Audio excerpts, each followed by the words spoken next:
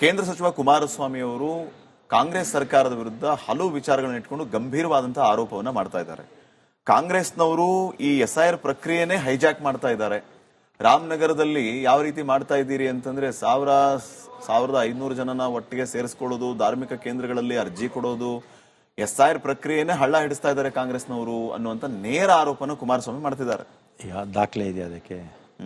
ದಾಖಲೆಗಳ ಸಮೇತ ನಿನ್ನೆ ಅವರು ಪ್ರೆಸ್ ಮೀಟ್ ಎಲ್ಲ ವಿಚಾರಗಳನ್ನು ತಿಳಿಸಿದ್ರು. ಜಯನಗರದಲ್ಲಿ SIR BJP ಅವರು ಪಾಂಪ್ಲೆಟ್ ಪ್ರಿಂಟ್ ಮಾಡಿ ಅದನ್ನ ವಿಡಿಯೋಸ್ ನಾನು ನಿಮ್ಗೆಲ್ಲ ಇದರಲ್ಲೂ ಬಂತಲ್ಲ, ಟಿವಿನಲ್ಲೂ ಬಂತು. ಆಮೇಲೆ ನನ್ನ ಅಭಿಪ್ರಾಯದಲ್ಲಿ ಇಷ್ಟೆಲ್ಲ ಕೇಂದ್ರ ಸರ್ಕಾರ ಸರ್ಕಸ್ ಮಾಡ್ತಾ ಇದೆ, ಎಲೆಕ್ಷನ್ ಕಮಿಷನ್ ಸರ್ಕಸ್ ಮಾಡ್ತಾ ಇದೆ.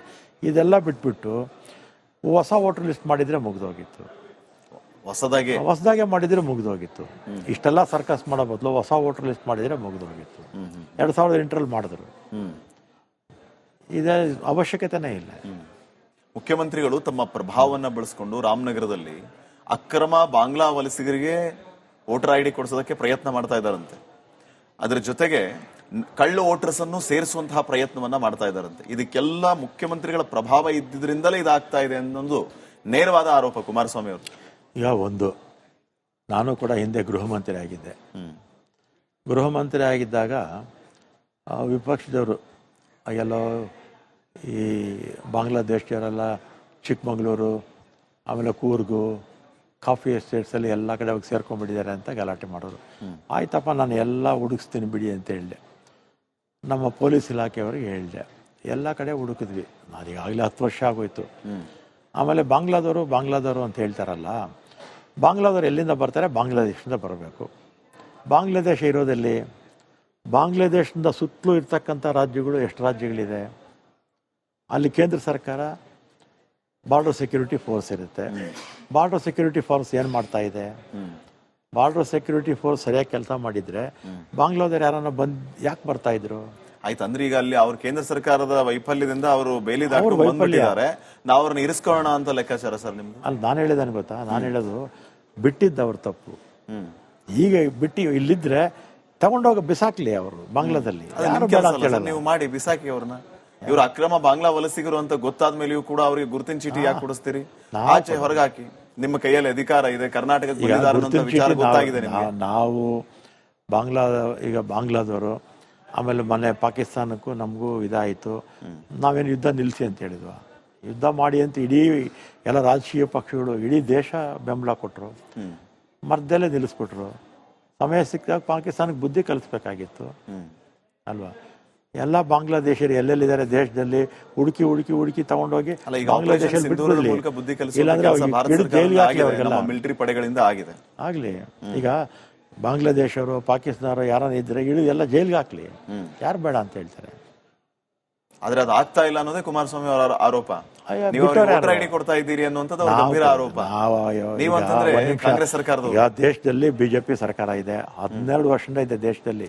ಅವರ ಆರೋಪಗಳಿಗೆ ಒಂದ್ ನಿಮಿಷ, 12 ವರ್ಷದಿಂದ ದೇಶದಲ್ಲಿ ಬಿಜೆಪಿ ಸರ್ಕಾರ ಇದೆ. ಬಹುತೇಕ 18 ರಾಜ್ಯಗಳಲ್ಲಿ ಬಿಜೆಪಿ ಸರ್ಕಾರನೇ ಅಧಿಕಾರದಲ್ಲಿದೆ. ಬಾಂಗ್ಲಾ ಪಕ್ಕದಲ್ಲೂ ಕೂಡ ಬಹುತೇಕ ಎಲ್ಲ ಬಿಜೆಪಿ ಸರ್ಕಾರಗಳೇ ಇದೆ. CPM ಒಂದಿತ್ತು, ಮೊನ್ನೆ ಇವರು TMC ಇತ್ತು, ತೃಣಮೂಲ ಕಾಂಗ್ರೆಸ್. ಈಗ ಅವ್ರದೇ ಬಿಜೆಪಿ ಸರ್ಕಾರ ಇದೆ. ಆದರೆ ಇನ್ನೂ ಈ ಕಡೆ ಅವರ ಯಾರು ಸಮ್ಮಿಶ್ರ ಸರ್ಕಾರಗಳಿತ್ತಲ್ಲ, ಅವರೇ ಇರೋದು ದೇಶದಲ್ಲೆಲ್ಲ ಬಹುತೇಕ. ನಾವೆಲ್ಲ ಒಂದು 4-5 ಕಡೆ ಇರ್ಬೋದು ದೇಶದಲ್ಲಿ. ಎಲ್ಲ ಅವ್ರ ಕೈಯಲ್ಲೇ ಅಧಿಕಾರ ಇಟ್ಕೊಂಡು, ಅವ್ರ ಕೈಯಲ್ಲೇ ಮಿಲಿಟರಿ ಇಟ್ಕೊಂಡು, ಅವ್ರ ಕೈಯಲ್ಲೇ ಬಾರ್ಡರ್ ಸೆಕ್ಯೂರಿಟಿ ಫೋರ್ಸ್ ಇಟ್ಕೊಂಡು ಬಾಂಗ್ಲಾದೇಶದವ್ರನ್ನ ಬಿಟ್ಟು ಹಿಡಿದು ಇದ್ದಾರೆ ಅಂತ ಯಾಕೆ ಹೇಳ್ಬೇಕು? ಎಲ್ಲ ಕರ್ಕೊಂಡೋಗಿ ಬಾಂಗ್ಲಾದಲ್ಲಿ ಬಿಟ್ಬಿಡಿ, ಇಲ್ಲ ಹಿಡಿದು ಜೈಲಿಗೆ ಹಾಕಿ. ನಿಮ್ಮ ಕೈಯಲ್ಲಿ ಆಗದೆ ಸುಮ್ಮನೆ ನಮ್ಮ ಮೇಲೆ ಯಾಕೆ ಆಪಾದನೆ ಮಾಡ್ತೀರಾ? ಕೇಂದ್ರ ಸರ್ಕಾರದವ್ರು ಹೇಳ್ತೀನಿ, ಕೇಂದ್ರದ ಸರ್ಕಾರದ ಮಂತ್ರಿಗಳಾದ ಕುಮಾರಸ್ವಾಮಿ ಅವ್ರಿಗೂ ಹೇಳ್ತೀನಿ. DK ಶಿವಕುಮಾರ್ ಅವರಿಗೆ ಹೇಳ್ತೀರಾ ಈ ವಿಚಾರವಾಗಿ? ಈ ತರ ಕುಮಾರಸ್ವಾಮಿ ಅವರು ಆರೋಪ ಮಾಡ್ತಾ ಇದ್ದಾರೆ, ಅದೇನಿದೆ ನಾನು ಯಾಕೆ ಹೇಳ್ಬೇಕು? ಅವ್ರಿಗೆ ಗೊತ್ತಾಗುತ್ತಲ್ಲ. ಪ್ರತಿದಿನ ಇಂಟೆಲಿಜೆನ್ಸ್ ಅವ್ರು ಹೇಳ್ತಾರಲ್ಲ, ಪ್ರತಿದಿನ ಇಂಟೆಲಿಜೆನ್ಸ್ ಅವರು ಏನೇನು ರಾಜ್ಯದಲ್ಲಿ ವಿದ್ಯಮಾನ ನಡೀತಾ ಇದೆ ಶಿವಕುಮಾರ್ ಅವ್ರ ಗಮನಕ್ಕೆ ತಂದೆ ತರ್ತಾರೆ. ಸರ್, ಈಗ ಕಾರ್ಯಕ್ರಮದ ಕೊನೆ ಭಾಗದಲ್ಲಿ ನಾನಿದ್ದೇನೆ. ಕೊಟ್ಟ ಮಾತನ್ನ ತಪ್ಪಿದಂತಹ DK ಶಿವಕುಮಾರ್ ಅವರ ಜೊತೆಗೆ ನಿಮ್ಮ ಸಹಕಾರ ಇದೇ ರೀತಿ ಇರುತ್ತಾ ಅಥವಾ ಅಸಮಾಧಾನ ಮುಂದುವರಿಯುತ್ತಾ? ಈಗ ನಾನು ಶಿವಕುಮಾರ್ 1983ರಿಂದ ಸ್ನೇಹಿತರು. ನಾನು ಆಗ ಕಾರ್ಪೊರೇಟರ್ ಆಗಿದ್ದೆ 83ರಲ್ಲಿ ಶಿವಕುಮಾರ್ ಜಿಲ್ಲಾ ಪಂಚಾಯತ್ ಮೆಂಬರ್ ಆಗಿದ್ರು. ಆಗ್ಲಿಂದಲೂ ಪರಿಚಯ. ನಮ್ಮಲ್ಲಿ ಯಾವತ್ತೂ ಕೂಡ ಇಷ್ಟು ವರ್ಷದಲ್ಲಿ ವೈಮನಸ್ಸು ಯಾವತ್ತೂ ಏನಿಲ್ಲ. ನಾವೇ ಅವರೊಂದು ಕಡೆ ಅವ್ರದ್ದೊಂದು ಜಿಲ್ಲೆ, ನಾವು ಬೆಂಗಳೂರು ನಗರದವರು, ನಮ್ಗೇನಂತ ಯಾವತ್ತೂ ಕೂಡ ನಮಗೂ ಅವ್ರಿಗೂ ಡಿಫ್ರೆನ್ಸ್ ಇರಲ್ಲ. ಈ ಖಾತೆ ಅಸಮಾಧಾನ ಬಂದಾಗ ಸುರ್ಜೇವಾಲ್ ಅವ್ರು ಏನ್ ಹೇಳಿದ್ರು ನಿಮ್ಗೆ? ಅದೆಲ್ಲ 4 ಗೋಡೆ ಮಧ್ಯದಲ್ಲಿ ಮಾತಾಡೋದು, ಟಿವಿ ಮುಂದೆ ಮಾತಾಡಬಾರ್ದು.